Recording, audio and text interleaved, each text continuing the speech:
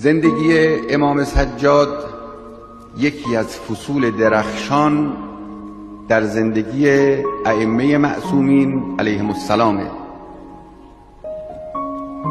مدت 35 سال امامت امام زین العابدین آغشته و آمیخته به انواع ظرافت‌های انقلابی و مبارزاتی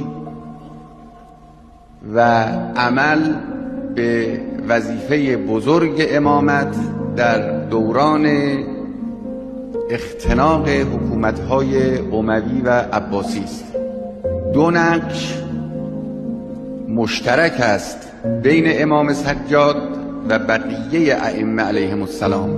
یکی عبارت بود از تبیین و روشنگری در زمینه معارف اسلام و احکام اسلام و فقه اسلام و حفظ اسلام از انحراف‌ها و تحریف‌ها و اعوجاج‌هایی که بر آن تحمیل می‌شد، و یکی دیگر عبارت بود از زمینه سازی برای ایجاد جامعه اسلامی، جامعه الهی تحت اداره حکومت علوی.